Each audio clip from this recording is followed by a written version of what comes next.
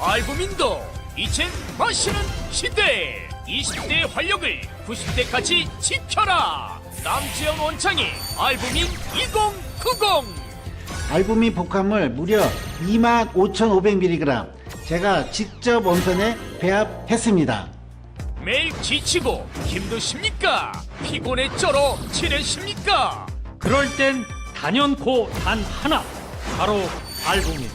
남지현 원장이 직접 배합한 알부민 구원량 12,000mg도 아닌 16,000mg도 아닌 용량 폭탄 실현 무려 25,500mg 가득. 엄선된 알부민은 물론 특허 조성물질 2종까지 제가 심혈을 기울여 직접 배합했습니다. 기존보다 용량도 50% 이상 확 늘린 고용량. 안녕하십니까. 2024년 11월 4일 월요일을 여는 이종훈의 HQ 시간입니다. 골프 여신님 반갑습니다. 그리고 박경현님 반갑고요. 많은 분들이 또 이렇게 들어와서 예쁜이님 아까 눈에 들어왔는데 또 갑자기 좀 눈에 사라져서 들어와 계시죠? 월요일이니까 사실 굉장히 바쁘게 또 하루를 보내셨을 것 같습니다. 이제 서서히 이제 퇴근 시간도 되고 퇴근하시는 분들도 계시고 또 집에서 식구들을 맞이하려고 여러 가지 준비를 하시는 분들도 계시고 또 누군가와의 약속을 위해서 바쁜 걸음을 걷고 계시는 분들도 계실 겁니다. 이렇게 많은 분들이 또 제 방송을 듣고 계시다는 것, 이게 얼마나 저한테 행복인지 모릅니다. 자, 월요일에 들려드리는 이종훈의 HQ 시작해 보겠습니다. 시작은 이거죠. 오늘의 아시아 투데이입니다. 오늘의 아시아 투데이 일면 톱은 윤석열 탄핵 종북 좌파 못 막으면 국가가 나락으로 떨어진다라는 제목입니다.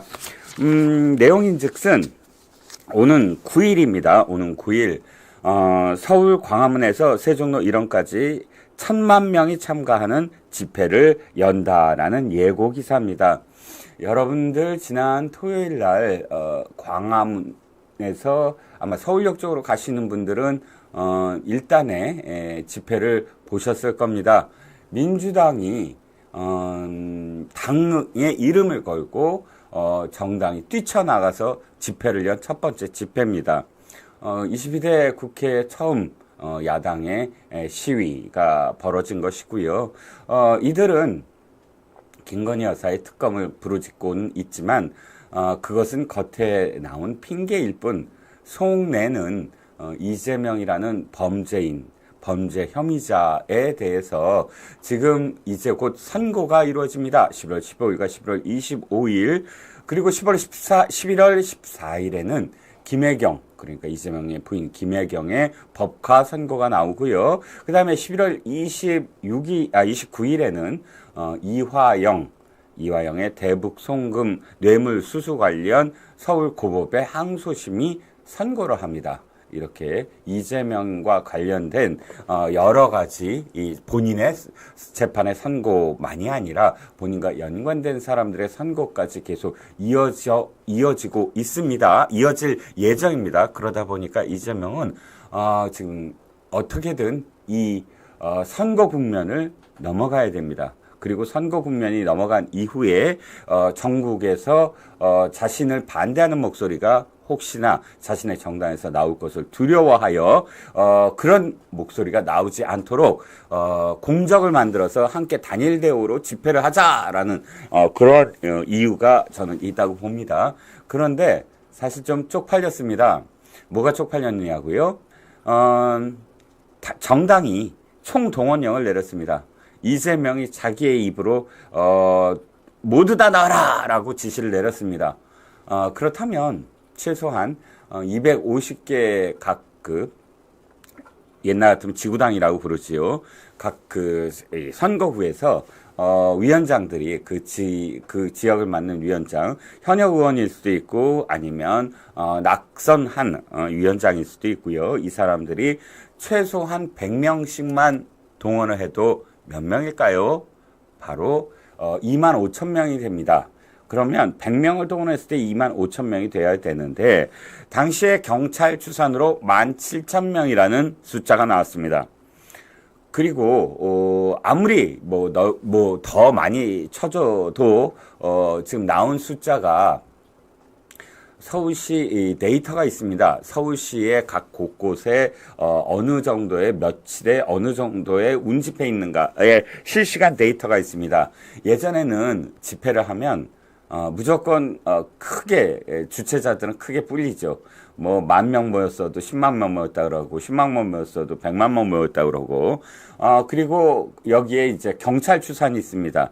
경찰 추산은 주최 측 추산의 약 10분의 1로 발표를 하지요. 여기에 이제 언론사들이 또 추산을 합니다. 언론사들은 나름 그 옛날부터 집회 시위 기사를 지금 그 누적돼 왔으니까 경찰 측 추산을 자신들이 다시 한번 또 이렇게 추산을 해보는 겁니다. 단위 면적당 서 있으면은 대체로 몇 명이 서 있을 것이다. 빼곡히 운집한 것을 확인하고 지금 서 있는 곳의 면적을 그 단위 면적당 숫자로 곱해봐서 전체적으로 추산하는 방식인데요. 이제 그런 거 다 전부 다 할 필요가 없습니다. 왜? 데이터가 실시간으로 공개가 되고 있습니다. 서울시 어느 지역에 얼만큼의 지금 인파나 사람들이 운집해 있고 또는 지금 교통 상황이 어떻고 뭐 이런 식의 데이터들이 그대로 실시간으로 우리는 접할 수가 있습니다. 그 데이터에 의하면 당시 서울역 그러니까 민주당이 집회를 하던 곳 일대에서는 2시부터 4시까지 가장 많이 운집했던 시간대에서의 많이 운집한 기록이 28,000명이라고 합니다. 그러니까 아무리 많이 쳐줘봤자 28,000명인데 솔직히 28,000명이 전부 다 시위 인원은 아닐 겁니다. 왜? 그 주위를 지나는 시민들이 거기다 모두 다 포함되어 있었으니까요. 그러면 최소한 그 지역 일대를 원래 사람들이 얼만큼 지나가나를 빼야 되잖아요. 이동인구. 그러니까 그럼 그 이동 인구가 최소한 한 3,000명이라고 뺐을 때라도 많이 쳐봤자 25,000명 정도도 안 됐다라고 우리는 이야기할 수 있습니다. 그렇지만 그들은 30만이 모였다고 기염을 토하고 있지요. 오늘 아시아투데이 일면 톱은 대한민국 바로 세우기 국민운동 본부 대국본이 보수 안보 단체들의 소식을 전하면서 아까 말씀드린 대로 9일 광화문에서 세종로 일원에서 1,000만 명이 모이자라는 그런 집회를 연다고 합니다. 그러니까 이날 2일에 열렸던 민주당의 윤 대통령 탄핵운동에 대항해 보수 세력의 결집을 촉구한다라는 방침이고요. 아마도 지금 이 보수 단체는 지난 2016년을 되풀이하지 않겠다. 지난 2016년도에 똑같이 10월, 11월, 12월 박근혜 전 대통령의 탄핵을 촉구하는 단체들의 집회가 연이어 일어나면서 일단의 어떤 가짜뉴스들에 현혹된 사람들이 그 집회를 방관함으로써 박근혜 전 대통령이 뭐 죄를 전혀 없다라기보다는 탄핵의 어떤 그런 멍해를 씌울 만한 그런 일은 없었다. 그렇기 때문에 지금도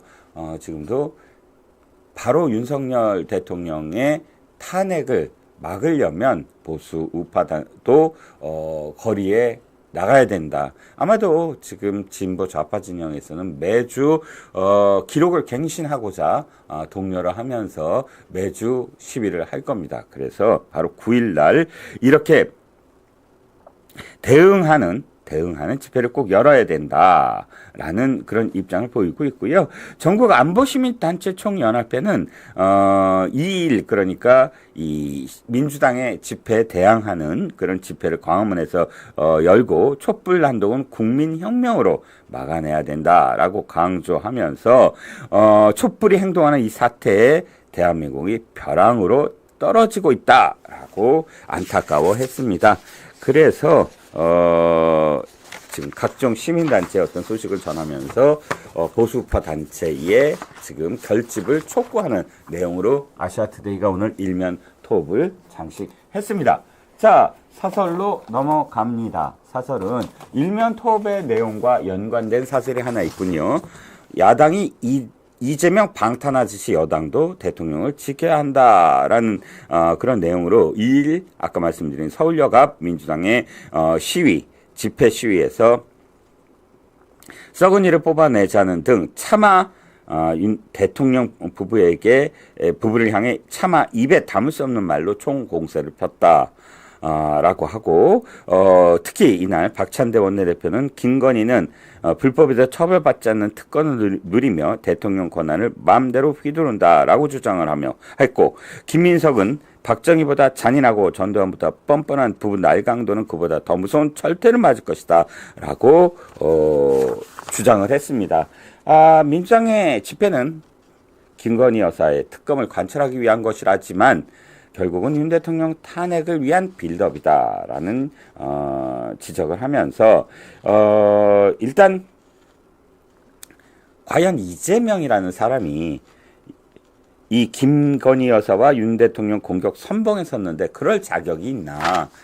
전과 사범에다가 이제 곧 15일에 선거법 위반 1심, 25일에 위증교사 1심 판결, 그러니까 선고가 나오고 그 밖에도 쌍방울 대북 송금 등 국기를 문란시킬 만한 범죄를 저지른 자가 자신의 범죄를 은닉하고 은폐하고 축소하고 사법적 판단을 방해하기 위해 이런 집회를 열면서 선전선동을 한 것을 어떻게 지켜보고만 있을 것인가라고 지적을 했습니다.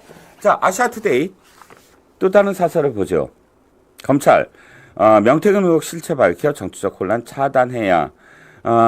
검찰이 3일 김영선 전 국민의힘 의원을 소환 조사했습니다. 12시간에 걸쳐서 소환 조사를 했고, 그 다음에 김건희 여사의 공천 개입과 선거 브로커 명태균 씨와의 돈거래 의혹의 당사자인데, 저도 봤습니다만 김영선 전 국민의힘 의원의 김영선의 해명은 일단 강혜경이라는 자신의 회계 책임자가 벌인 일이다. 그리고 자신의 공천은 모른다.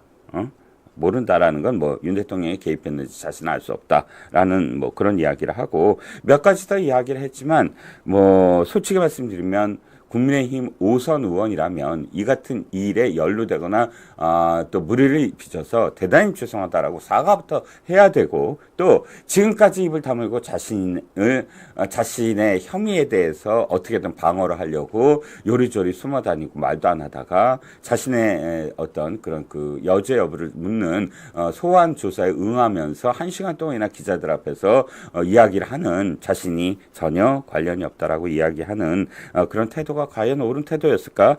이 당에서 최소한 5선 정도 할 정도면 공천과 관련해서 사실은 엄청나게 수혜를 입은 거 아니냐. 그런 사람이 이런 그 당에 누가 될 만한 행동을 하고 또 실제로 누가 되는 그런 과정을 계속 손 놓고 지켜만 봤으면서 지금 저렇게 변명으로 일관하는 게 과연 맞느냐. 마지막으로 김영선이란 정말 사람은 가장 최악인 게 자기가 낙천했다고 해서 이준석을 칠불사로 불러서 폭로하겠다. 공천을 달라라고 딜을 했던 장본인입니다. 그런 장본인이 어디다 기자들 앞에서 고개를 쳐들면서 나는 죄가 없다. 이렇게 이야기하는 것이 과연 옳은 태도인가라는 생각이 들었습니다. 어쨌든 다시 사설로 돌아오면 김영선 전 의원의 혐의를 쭉 나열을 하면서 일단 민주당의 윤 대통령 관련 녹음 파일이 조작된 의혹이 있다라는 지적을 했습니다. 배명진 교수 아시죠? 숭실대의 우리나라에서 소리와 관련된 음성 내지는 소리 각각 그런 그 정보와 관련된 가장 권위자라고 할 수가 있죠. 이 숭실대 교수가 세 구간에서 편집했을 가능성이 있다라고 주장을 한 것을 강승규가 지금 그 운영위 국감에서 한 말로 인용을 했습니다. 사실 지금 그 데이터, 그러니까 음성 데이터가 되게 애매한 것은 사실입니다. 법적으로 책임을 물을 수 있을 정도로 어떤 특정한 시간과 특정한 공간, 특정한 인물, 특정한 행위 이런 것들을 정확하게 표현했느냐라는 점에 있어서는 그렇지 않다라는 생각이 들고요. 어쨌든 저는 창원지검이 너무나 이것을 좀 뭉친다고 할까요? 벌써 작년 12월에 경남 성관이가 고발을 했는데도 불구하고 아직껏 당사자인 명태균을 소환하지도 않고 있는 것, 그 다음에 이제서야 지금 영선 전 의원을 소환한 것, 그 다음에 압수수색도 뒷북을 계속 치고 있다는 것, 이런 점들이 굉장히 검찰을 지금 비난하게 되는 그런 요인이 아닌가. 이제부터라도 정신 똑바로 차리고 이 아시아투데이의 사설에서 지적하듯이 명태균의 의혹의 실체를 정확히 밝혀서 더 이상의 혼란이 빚어지지 않도록 하는 것이 우리나라 검찰의 창원지검의 사실 의무이자 꼭 해야만 하는 지금 그 상황이다라는 걸 아시아투데이 사설을 빌려서 말씀을 드립니다. 자, 오늘 아시아투데이를 계속 진행을 해봤고요. 잠시 나가지 마시고 중요한 정보를 좀 알려드릴 겁니다. 전하는 말씀 듣고 돌아오겠습니다. 알부민도 이젠 마시는 시대. 20대의 활력을 90대까지 지켜라. 남지현 원창의 알부민 2090. 알부민 복합물 무려 25,500mg 제가 직접 원선에 배합했습니다. 매일 지치고 힘드십니까? 피곤에 쩔어 지내십니까? 그럴 땐 단연코 단 하나, 바로 알부민. 남지현 원장이 직접 배합한 알부민 구원량 12,000mg도 아닌 16,000mg도 아닌 용량 폭탄 실현 무려 25,500mg 가득. 엄선된 알부민은 물론 특허 조성물질 2종까지 제가 심혈을 기울여 직접 배합했습니다. 기존보다 용량도 50% 이상 확 늘린 고용량. 네, 전하는 말씀 잘 듣고 오셨죠? 면역력이 참 중요합니다. 특히나 환절기잖아요. 환절기 어르신들이 그렇게 힘들어 하십니다. 그러니까 평소에 이렇게 면역력 강화를 위한 이런 알부민을 좀 드셔보시면 어떨까 합니다. 남재현 원장 잘 아시죠? 지금 광고에도 나온 분입니다. 남재현 원장이 직접 배합을 했다고 하고요. 일단 마시기 편합니다. 복용하는 게 참 귀찮고 그러면, 있어도, 귀찮다, 넘어가자, 이렇게 되는 경우도 많잖아요. 그런데 이건 그냥 따서 쭉 마시시면 됩니다. 아주 간단하게 돼 있고요. 알부민은 아시다시피 간에서 만들어지는 혈관 단백질 성분입니다. 연세가 들수록 또 체내 알부민이 감소하게 되는 것 다 아시죠? 마시는 알부민은 근육량 증가, 그 다음에 면역 증진, 그 다음에 염증 억제에 도움을 주는 로얄 젤리 분말과 아르기닌 성분, 그리고 비타민과 아연까지 들어있다고 합니다. 아이고, 평소 피로하다라고 말씀하시는 분, 또 기력이 갑자기 떨어지신 분, 또 술자리나 야근이 잦으신 분들에게 도움이 될 것 같습니다. 아투TV 구독자분들을 위해서는 단독 특가 이벤트도 준비되어 있다고 하는데요. 두 박스를 구매하시면 한 박스를 더 드리는 2+1 파격 이벤트를 진행한다고 합니다. 남재현 원장이 깐깐하게 배합하여 만든 알부민 2090 프리미엄 골드, 하루 한 병씩 숙취 해소로도 좋고 또 피로회복, 면역력 증진에 탁월하다고 합니다. 지금 화면에 아래에 있는 전화번호로 전화하셔서 주문해 두시고 가을, 겨울철 건강관리 하시길 바랍니다. 자, 고맙습니다. 전하는 말씀도 놓치지 않고 들어주신 우리 시청자 여러분. 망부성님, 강혜경은 제2의 김대엽을 이어받나? 저도 그런 느낌입니다.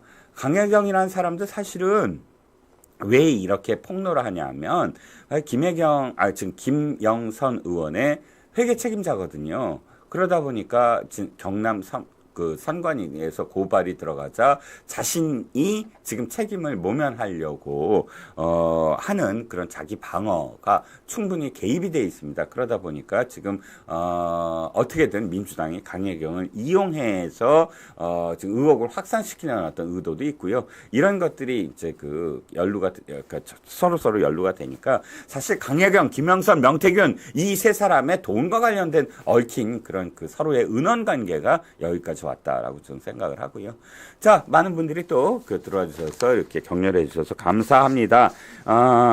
오늘의 이슈로 넘어가 보겠습니다. 오늘의 이슈 첫 번째, 이재명이 항복선언을 했습니다. 항복선언, 항복입니다. 어떤 거요? 금투세를 폐지했습니다.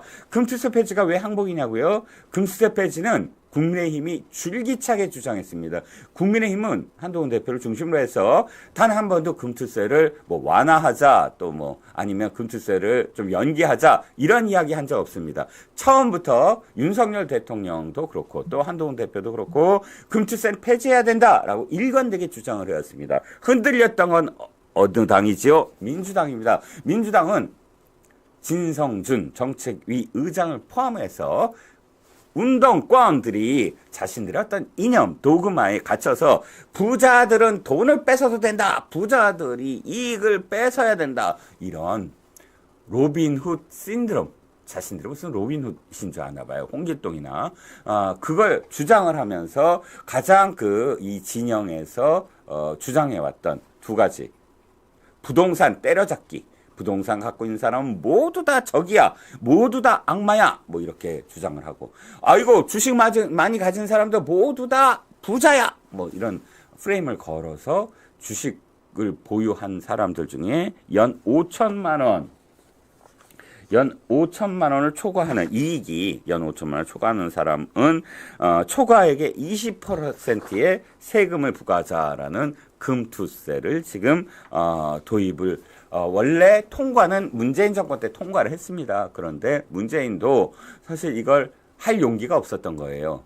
이 운동권들이 밑에 있는 운동권들이 이거 해야 됩니다 하지만 하면 당장 총선에서 득표율이 떨어질 것 너무 자명하고요. 또 문재인이라는 자는 사실 이념이 별로 없는 자입니다. 머리가 하얗게 좀 비어 있지요. 솔직히 말씀드리면 그건 우리가 얘기하는 거 아닙니다. 당시에 이해찬 총리라든지 그러니까 비서실장 시절에 문재인이 그 당시에 함께했던 그런 외교 쪽 그런 뭐 차관이라든지 이런 분들이 다 증언을 합니다. 도대체 회의에 가면 말을 한마디도 안 하고 무슨 의견도 제대로 말도 못하고 비전도 없고 그렇게 입이 과묵했던 사람이었다고 다들 이야기합니다.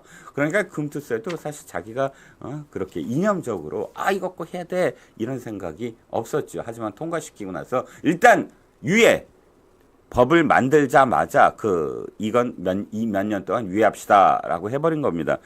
그게 한 번 더 유예가 되고 윤 대통령에 의해서 이제 내년이면 시행이 됩니다. 그러니까 지금 한 달 하고도 한 20일 후면은 무조건 이건 시행이 돼버립니다. 그럼 어떤 사태가 벌어질까요? 자, 우리나라의 주식시장이 매력적일까요?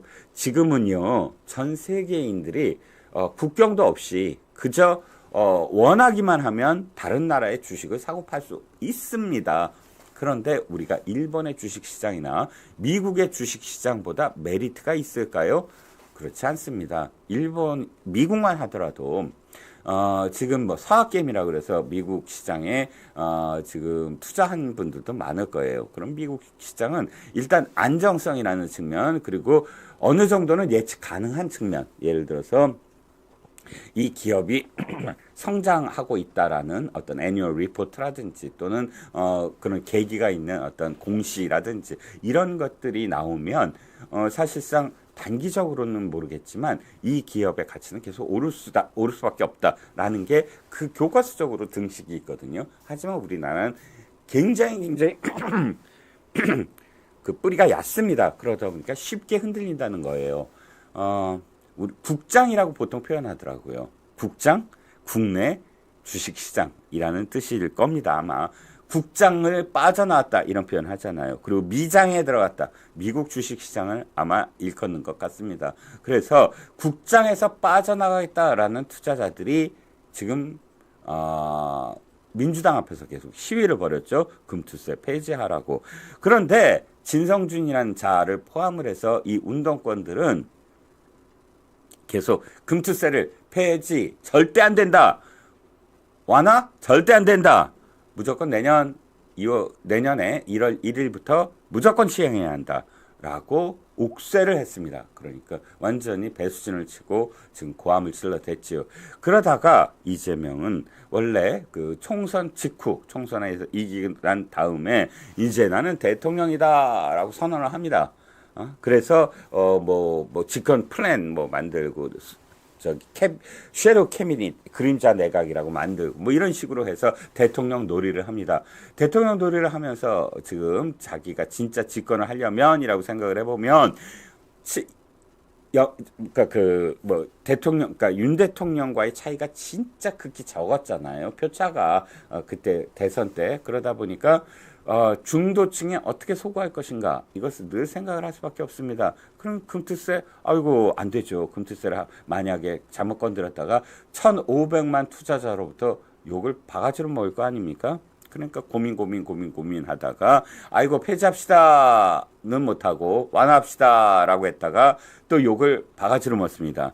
근데 기싸움을 한 거예요. 이 당의 운동권들과 그 다음에 이재명 간의 기싸움이 계속 벌어지고 있습니다. 그러다가 토론을 해라 그래갖고 찬성하는 쪽 폐지, 체지를 찬성하는 쪽 아니면 계속 그대로 시행하는 쪽 해서 토론회도 엽니다.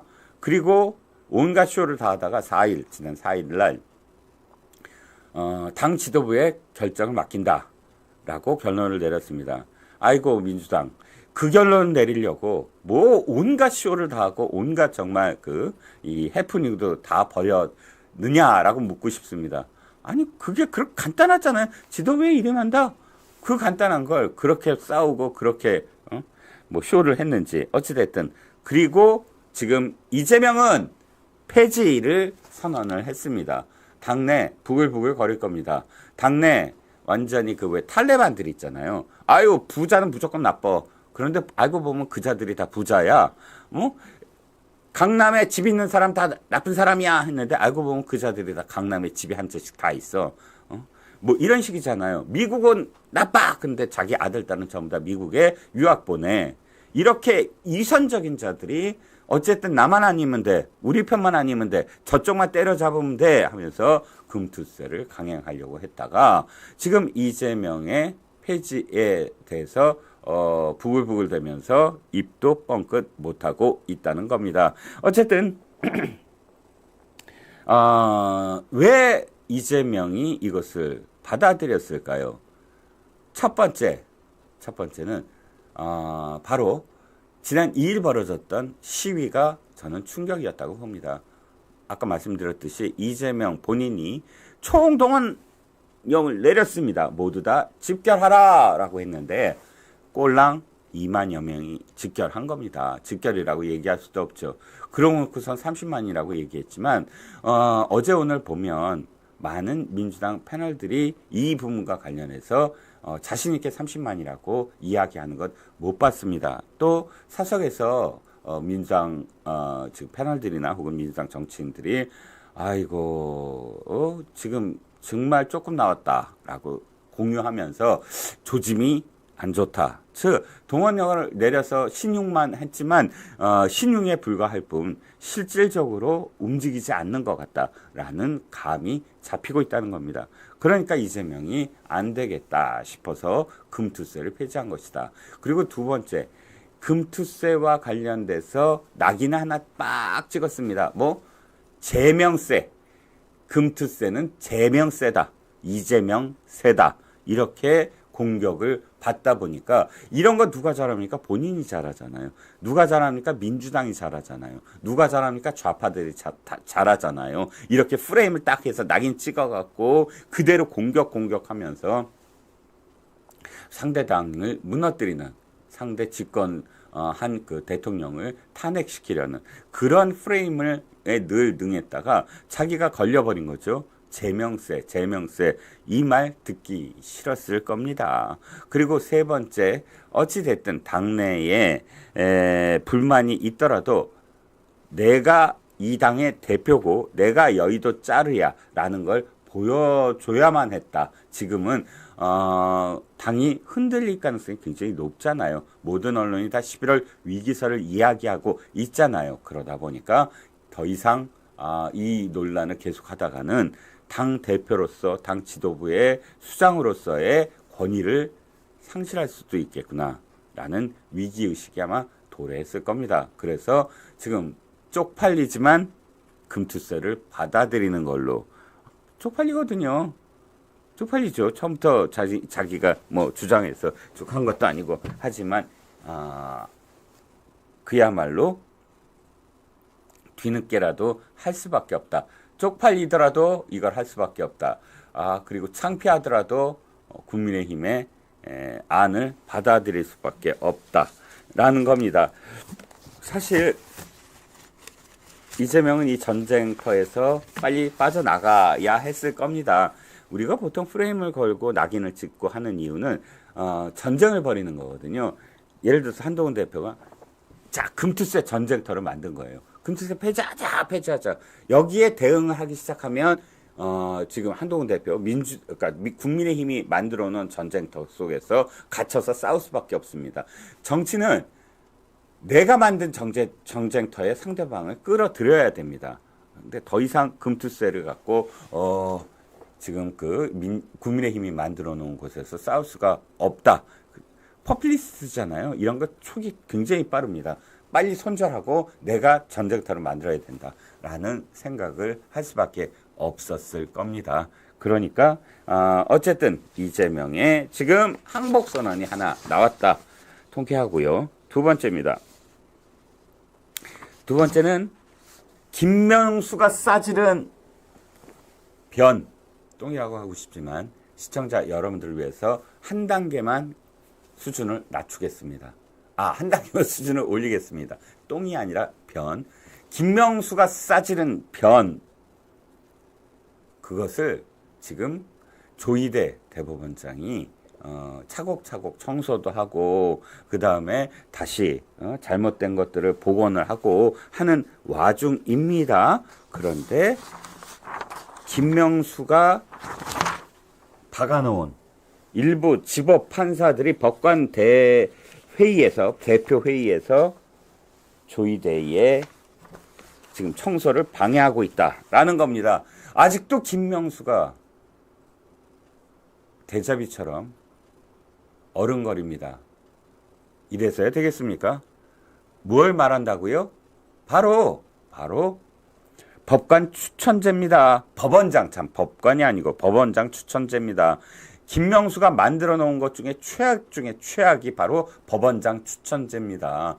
고등법원장, 예를 들어서 무슨 중앙지법원장, 중앙지법원장, 서울고등법원장 이런 법원장들을 옛날에는 기수별로 다 이렇게 챙겨서 그 다음에 자문위원회 자문도 듣고 하면서 대법원장이 결정하는 거였어요. 그런데 김명수라는 자가 이걸 어떻게 만들었느냐?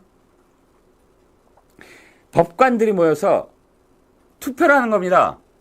투표를 해서 1에서 3등까지를 추천을 하는 겁니다. 그래서 그렇게 해갖고 바로 그 대법원장이 임명하는 것. 이런 순서대로 만든 겁니다. 그러니까 어떻게 돼요?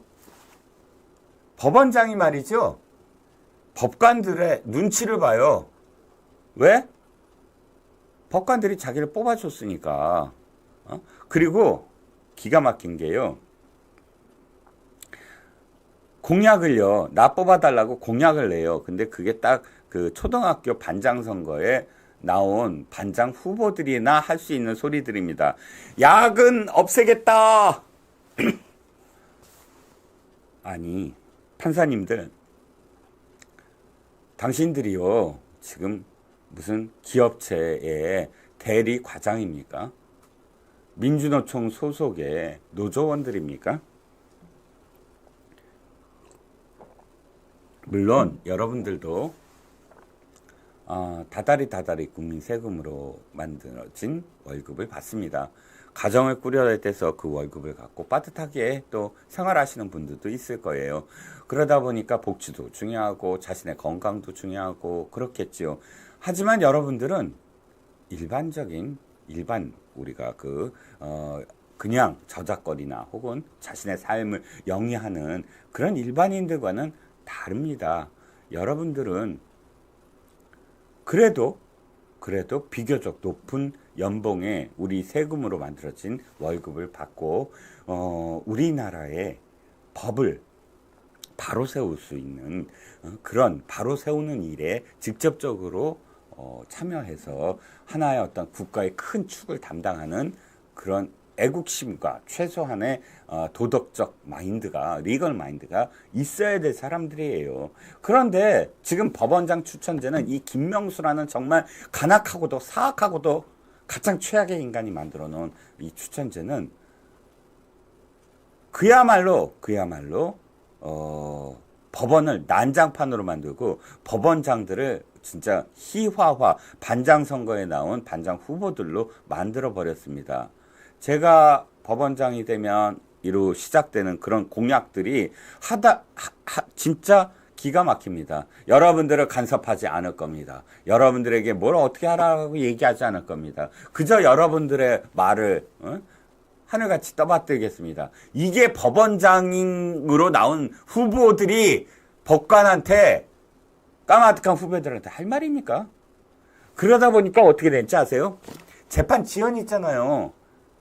재판 하나 2년 3년 끌고, 근데 그러면 법원장이 나서서 어이 누구누구 판사 이거 왜 이렇게 늦나 한마디 해야 되잖아요.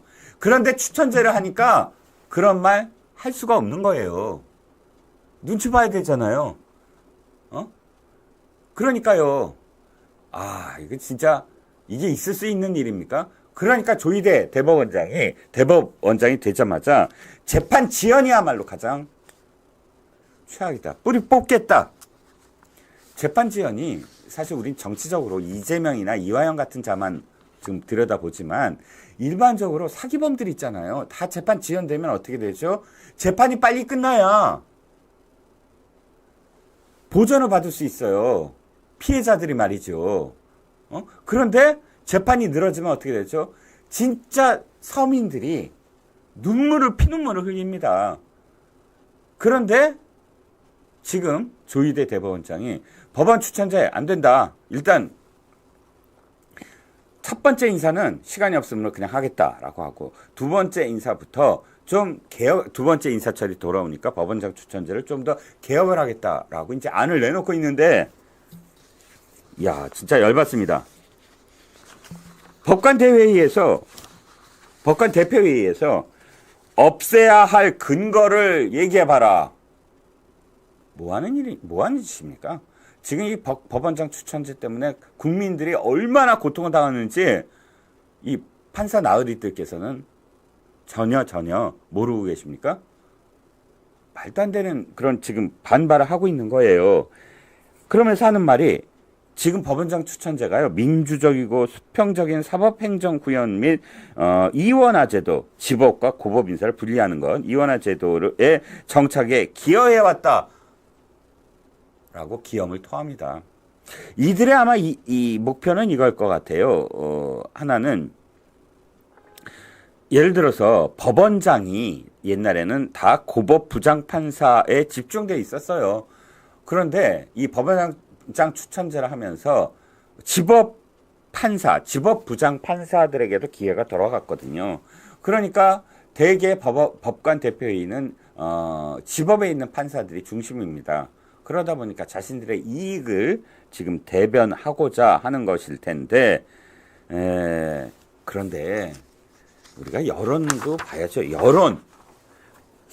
판사들의 여론.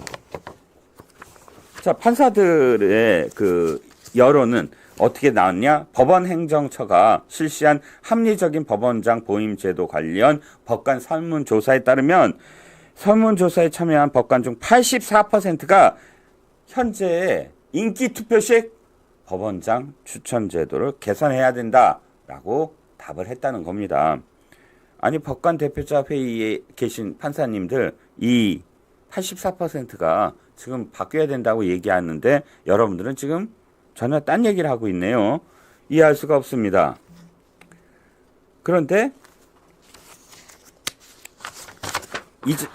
이 법관 대표자 회의에서 이 설문을 인정할 수 없다라고 하는군요. 단점만을 부각해서 물어보면 이렇게 반대를 할 수밖에 없지 않느냐. 그래서 제가 설문을 구해서 봤어요. 설문이 이렇습니다. 소속 법관만의 천거 및 투표를 통해 법원장 후보를 선출하는 법원장 후보 추천제 방식의 법원장 보임 제도를 개선할 필요가 있다고 생각하십니까? 제가 지금 질문 읽었죠? 이게 지금 법원장 제도의 단점이 0.05g이라도 들어가 있습니까? 없어요. 객관적인 질문이었잖아요. 아니, 이 정도의 문장을 오독을 할 정도라면 판사의 자격이 있으실까? 어떻게 그 여죄 여부를 그렇게 따져야 되는 판사가 되실 수 있나요? 이해가 가지 않습니다.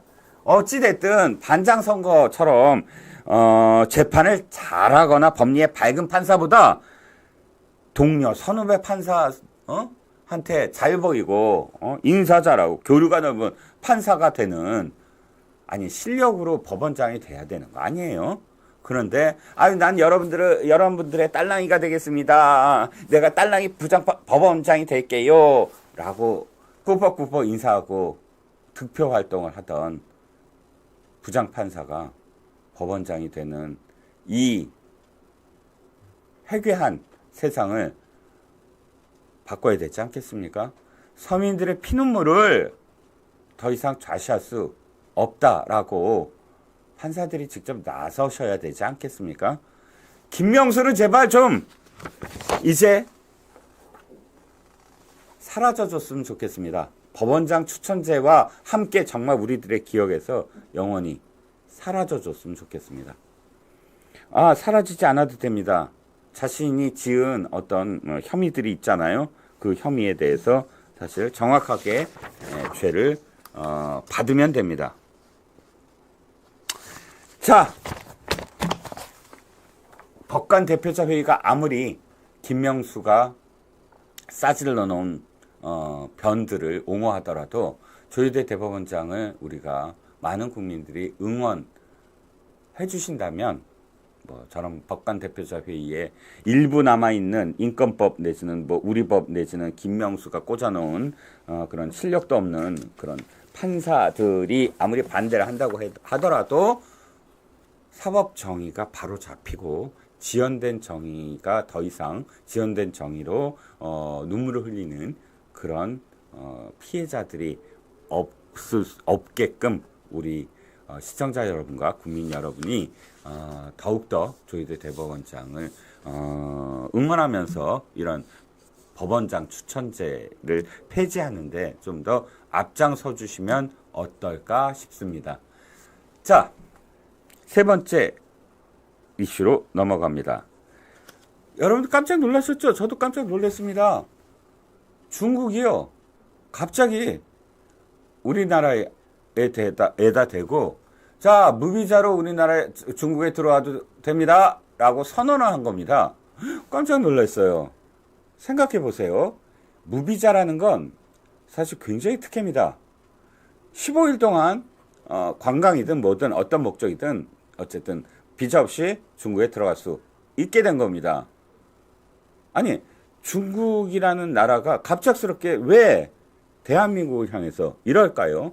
중국은 바로 몇 개월 전까지만 하더라도 이러지 않았습니다.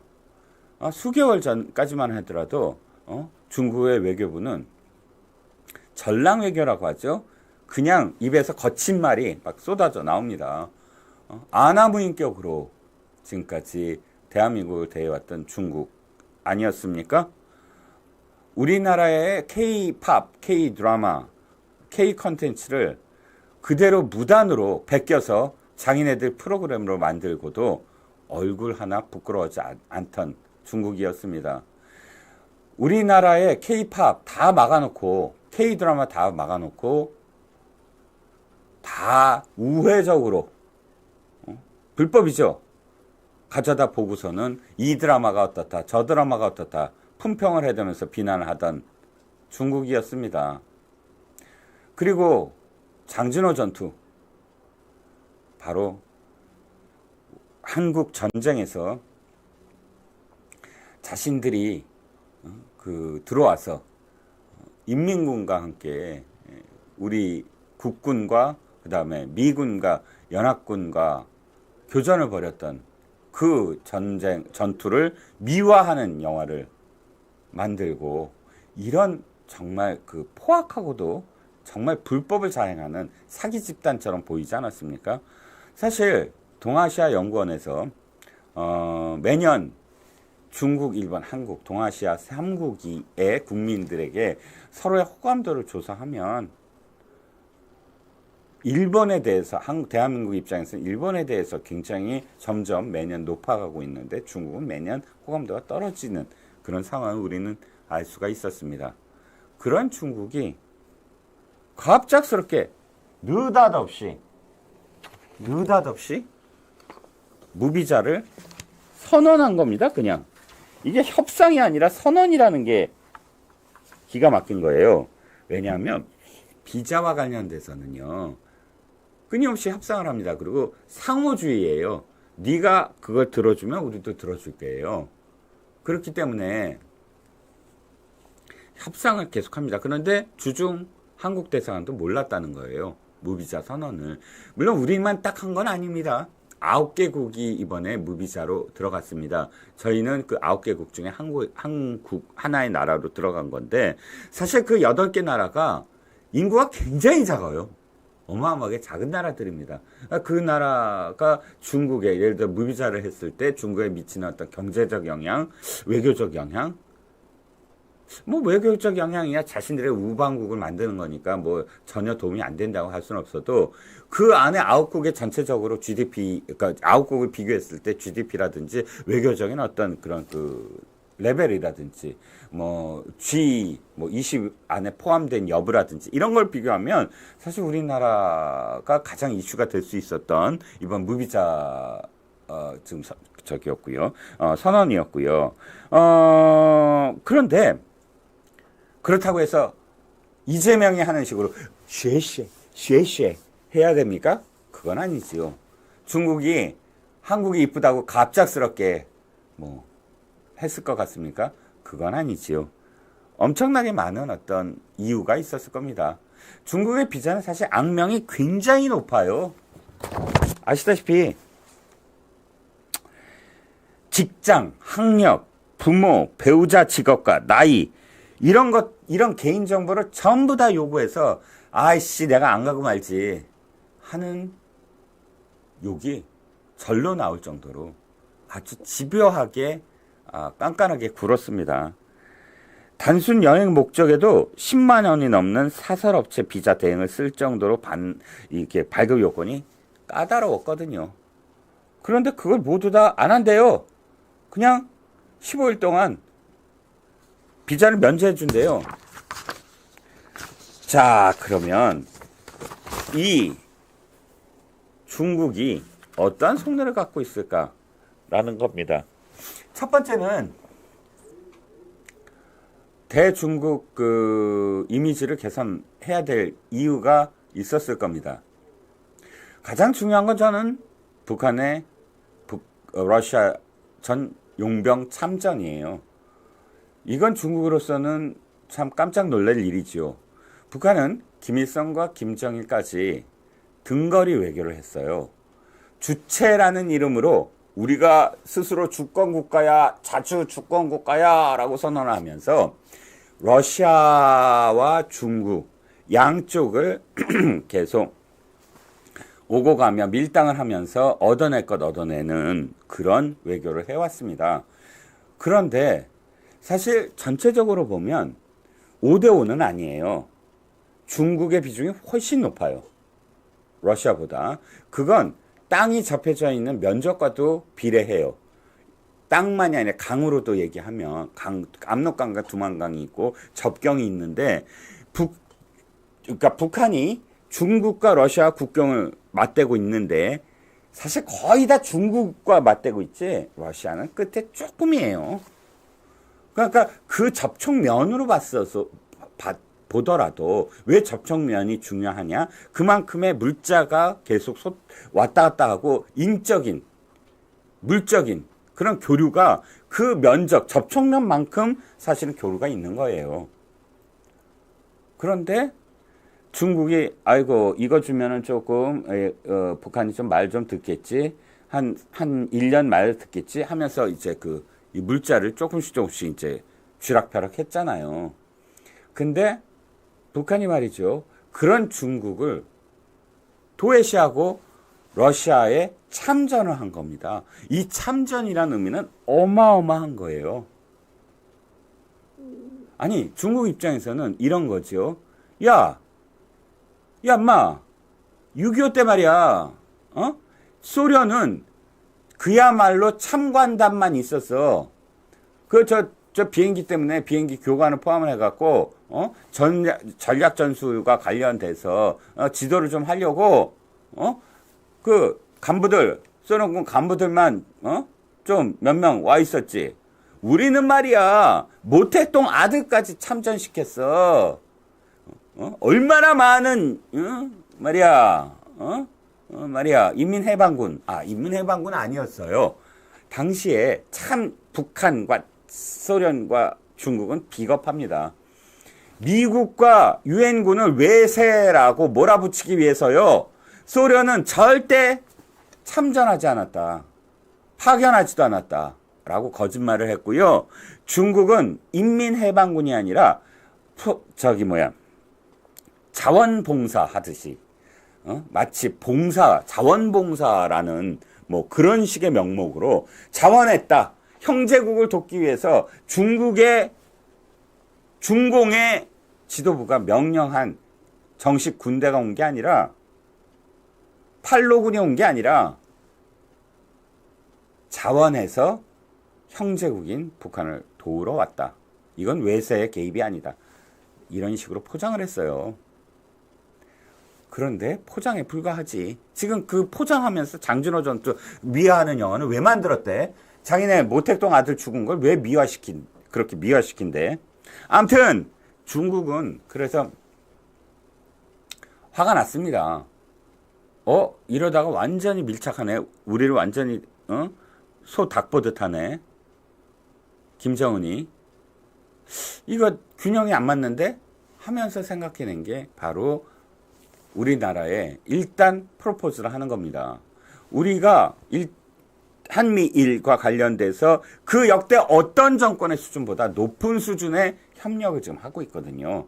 그러니까 그 한미일 공조에 어쨌든 이 틈새를 노려본다. 1. 그리고 북한에다 대고 메시지를 던지는 겁니다. 너 계속 러시아하고만 놀아? 알았어, 우리도 대한민국하고 놀 수 있어. 라는 대북한 메시지를 전달했다. 그리고 마지막으로 세 번째는 지금 우리나라의 지금 기업인이, 그러니까 우리나라의 기업인이라고 할 수는 없겠죠. 반도체와 관련돼서 중국 기업에 간 우리 교포?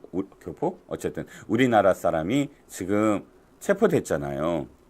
그거 뭐 한두 번이 아니지만 어쨌든 그것도 상당히 지금 중국에 대한 이미지, 중국에 대한 어떤 그런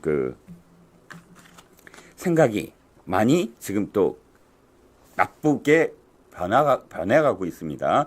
이러다 보니까 중국이 비자를 면제시킴으로써 어떤 전기를 좀 마련하겠다라는 여러 가지 어떤 획책하는 바가 있을 겁니다. 마지막으로 사실 이게 아까도 말씀드렸지만 상호주의라고 말씀을 드렸죠. 그러니까 일단 우리가 압박을 당하고 있는 거나 마찬가지입니다. 중국에 대고 무비자를 행하라. 근데 전혀 없진 않아요. 우린 제주도는 지금 일정 기간 중국인에 대해서 무비자로 입국을 허용하고 있습니다. 그런데 그러니까 지금 제주도식으로 얘기하면 육지 대한민국에도 제주도를 제외한 다른 우리 육지에도 무비자를 한다. 그렇게 되면 어떻게 될까? 여러 가지 어쨌든 정치, 경제, 외교적인 함의가 있을 수밖에 없겠죠. 뭐 이걸 무조건 나쁘다라고 이야기하는 것은 아니지만 중국의 속셈이 어디에 있는지, 그리고 중국의 그런 속내, 검은 속에 우리가 그대로 그냥 휘둘리진 않는지, 경계를 하면서도 앞으로 미칠 또 경제적인 영향이나 외교적인 영향, 우리도 어쨌든 중국을 이용해 먹을 가치가 충분히 있거든요. 그러니까 그런 점에서 윤석열 정부가 좀 더 똑똑하고 사태 파악을 확실히 하고, 그 다음에 앞으로 유연하게 중국과의 지금 이 프로포즈에 대해서 어떻게 대응을 할 건지에 대한 대책을 세워주시기를 기원하겠습니다. 자, 또 많은 분들이 이제 또 응원도 해주시고 해서 정말 고맙습니다. 날씨가 오늘 오후부터 굉장히 추워진다고 하니까 여러분들이 또 낮에 잠깐 반짝 덥다고 해서 옷을 너무 얇게 입고 나오시면 건강관리에 굉장히 영향을 미칠 수가 있습니다. 그래서 재킷이라든지 혹은 얇은 어떤 티 같은 거를 하나 더 마련한다든지 해서 이 몸의 어떤 그런 온도를 일정하게 가져가시는 것도 좋을 것 같습니다. 타락천사님, 그 영화 저 진짜 좋아해요. 타락천사라는 영화. 중경상님 만든 감독이지요. 골프 여신님, 또 서민길님, 사필기정님, 또 많은 분들이 서로 또 인사를 나누시고 계십니다. 자, 월요일 들려드린 멸콩, 이종근의 HQ. 죄송합니다. 이종근의 HQ. 여기서 서서히 문을 닫겠습니다. 건강 조심하시고, 내일도 아투TV 여러 가지 유익한 프로그램이 마련되어 있으니까 아침부터 저녁까지 골라서 선택해서, 보시면 될 것 같습니다. 자, 이종근의 HQ 여기서 문을 닫겠습니다. 대단히 감사합니다. Welcome to my party, we're just getting started. A life is a dream or a night